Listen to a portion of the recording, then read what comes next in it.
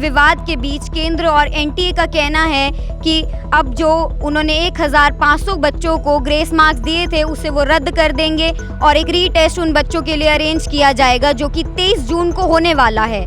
अब अगर कोई बच्चा ये रीटेस्ट नहीं देना चाहता तो ग्रेस मार्क्स हटाकर उसका स्कोर कार्ड जनरेट किया जाएगा। नमस्कार, मैं परी सोनी आपका स्वागत करती हूँ ट्रू टू लाइफ न्यूज़ में। आज हम बात करेंगे टीचर्स से कि उनका क्या कहना है इस पर। आपका नाम? Himanshu Papareja from Quantum Academy. Sir, मेरा आपसे सवाल ये है, एनटीए ने जो डिसीजन निकाला है कि अब एग्ज़ाम रिकंडक्ट होगा और 1500 बच्चे करीबन जिनको ग्रेस मार्क्स दिए गए हैं उनका एग्ज़ाम रिकंडक्ट होगा, तो ये कहाँ तक सही है? देखा जाए तो इसके अंदर इस बार बहुत सारी प्रॉब्लम्स निकल कर आई थी, जैसे कि उतने मार्क्स कभी आ ही नहीं सकते। 719 मार्क्स, 718 मार्क्स, पहले तो यही एरर है, कुछ ना कुछ दिखाता है कि बहुत बड़ी प्रॉब्लम यहाँ पर थी। अगर ग्रेस मार्क्स की बात भी करें तो इतना इवनली डिस्ट्रीब्यूटेड ये नहीं है, और अगर इस तरीके से हम कुछ सिलेक्टेड बच्चों का ही हम एग्जाम करवाते हैं तो प्रॉब्लम ये भी है ना कि पहले का लेवल और आपके लेवल में हो सकता है डिफरेंस हो, तो सब बच्चों को इक्वली चांस यहाँ पर नहीं मिला।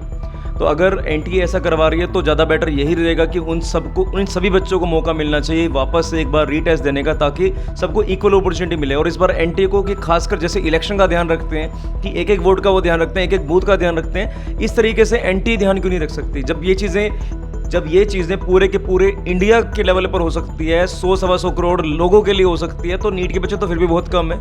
इन चीज़ों को मैनेज करना बहुत आसान है, लेकिन वही इच्छा शक्ति होनी यहाँ पर ज़रूरी है। और जो ये करप्शन की चीज़ें आ रही हैं, जिस जगह पर तो ये दिखा दिया गया कि चलो पीआईएल उन्होंने फाइल भी कर दी या एफआईआर करवा दी जिस जगह पर, ये तो वो तो समझ आती है, पर ऐसे बहुत सारे रीजन होंगे जहाँ पर ऐसी दिक्कत हो। मतलब करनाल में मुझे नहीं लगता कि ऐसी चीज़ें हुई हैं, लेकिन हो सकता है कुछ दूर दराज के कुछ एरिया ऐसे हो जहाँ पर इस तरह की प्रॉब्लम और हो। तो मेरा तो सजेशन यही रहेगा कि रिक्वेस्ट भी एनटीए को ये रहेगी कि बच्चों का पूरे साल का भविष्य होता है, आप इसे ख़राब मत कीजिए। और अगर इस तरह की प्रॉब्लम हमें दिख रही है तो फेयर चांस सबको मिलना चाहिए। जो भी दोबारा एग्ज़ाम देना चाहता है उन सबका री एग्ज़ाम कंडक्ट करवाना चाहिए। कई सारे स्टूडेंट्स ने प्रोटेस्ट के अंदर ये कहा कि एनटीए नेशनल ठग एजेंसी है और अलग अलग स्टेटमेंट्स पास की, तो आपका इस पर क्या कहना है कि स्टूडेंट्स को प्रोटेस्ट में ये सब करना चाहिए था? देखो, प्रोटेस्ट करना हमारे यहाँ का हक है, संविधान इसको हमें आज़ादी देता है इस चीज़ के लिए, लेकिन ये पीसफुल होना चाहिए जो भी चीज़ें हों। इसमें वॉयलेंस जैसी किसी चीज़ की जगह नहीं है। आप देखो, दो ही चीज़ें हो सकती हैं, या तो पीस हो सकता है या वॉयलेंस हो सकता है, दोनों एक साथ नहीं चल सकते। अगर ये स्टूडेंट ये कर रहे हैं तो ये सब कुछ पीसफुली होना चाहिए। और हाँ, गवर्नमेंट भी इस पर ज़रूर ध्यान दे, ये भी उनके लिए ज़रूरी है, क्योंकि कल को उनका लोकतंत्र पे विश्वास बना रहे, क्योंकि आने के वाले टाइम के वो भी वोटर्स हैं, तो they should be knowing this thing. अब नया केस पकड़ा गया है जिसके अंदर कहा है कि कई लोगों ने पैसे खाए हैं, चीटिंग हुई है और काफ़ी करप्ट सिस्टम है, तो आपको क्या लगता है कि ये सारी न्यूज़ सुनने के बाद स्टूडेंट्स के बिहेवियर पे क्या इफेक्ट होगा? लाइक वो नीट देने से दूर जाएंगे या नीट अभी भी कॉन्फिडेंटली दे पाएंगे? देखो, जिस जगह पर चीज़ें फेयर नहीं होंगी ना, उस जगह पर उनका सिस्टम से विश्वास हटेगा। और ये चीज़ें तो मतलब बहुत ही एक स्टूडेंट के लिए हार्ट ब्रेकिंग होती है कि जिन्होंने इतनी मेहनत करी, उसके बाद उन्हें सुनने को मिल रहा है कि ये सब चीज़ें तो जो पैसे वाले लोग हैं वो पैसे देकर कर रहे हैं। मैं सुबह से शाम तक देखता हूँ कि बच्चे जो इतनी मेहनत कर रहे हैं उन सब के साथ बुरा नहीं होना चाहिए। सबको फेयर चांस इसमें मिलना बहुत ज़रूरी है। और आपके यहाँ पे भी काफ़ी सारे स्टूडेंट्स आते हैं, आप भी नीट की तैयारी कराते हैं उनको, तो आप स्टूडेंट्स के लिए कुछ ऐसा कहना चाहेंगे कि उनका कॉन्फिडेंस उतना ही बना रहे? अब देखो, मैं उनको ये कहना चाहूँगा, it's just a single piece of paper, ये सारा आपका भविष्य डिसाइड नहीं कर सकता।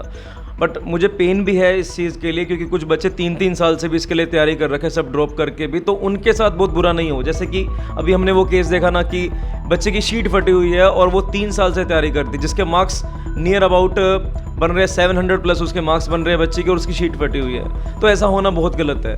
अब ये सब चीज़ें मैं नहीं जानता हूँ कि इंटेंशनली है या नहीं है, बट जो भी है वो मतलब बड़ा ही दुखद है।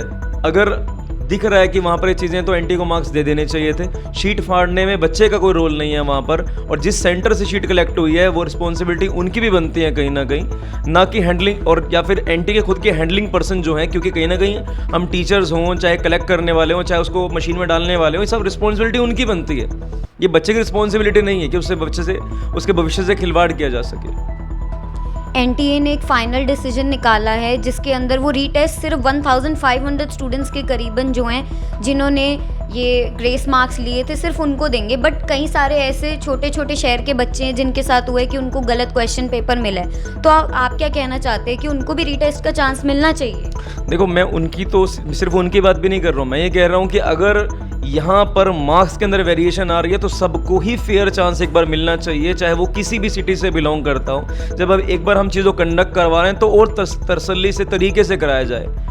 यही सब चीज़ें बहुत बार गवर्नमेंट जॉब के अंदर देखने को मिली, और यही सब चीज़ें अगर यहाँ भी आ जाएंगी तो मतलब बच्चे के भविष्य से खिलवाड़ हो जाएगा। हम कैसे अच्छे डॉक्टर एक्सपेक्ट करेंगे, हम कैसे एक्सपेक्ट करेंगे कि जिससे हम इलाज करवाने जा रहे हैं, बिल्कुल सही है कि जब वो बिना तैयारी करे ही डॉक्टर बने हैं तो और आगे भी क्या तैयारी करेंगे और क्या भविष्य उनका हम एक्सपेक्ट करें, और उनके द्वारा करे गए इलाज को भी हम कैसे एक्सपेक्ट करेंगे कि वो उतना ऑथेंटिक रहेगा। तो इस चीज़ को मैं एक ऐसे देखता हूँ कि एग्ज़ाम दोबारा होना ये बहुत ही ज़रूरी है और सबको फेयर चांस मिलना बहुत ज़रूरी है। अभी अभी खबर सामने आई है कि गुजरात के घोदारा के सेंटर से 2.3 करोड़ का चेक सीज किया गया है। और सिर्फ इतना ही नहीं बल्कि 30 ऐसे स्टूडेंट्स अलग अलग क्षेत्रों से एक क्षेत्र में आकर एग्ज़ाम लिखते हैं और वही 30 बच्चे टॉपर लिस्ट में भी हैं। ऐसी और खबरों के लिए हमारे साथ बने रहिए ट्रू टू लाइफ न्यूज़ पर। Follow us on our social pages and stay updated with your daily news.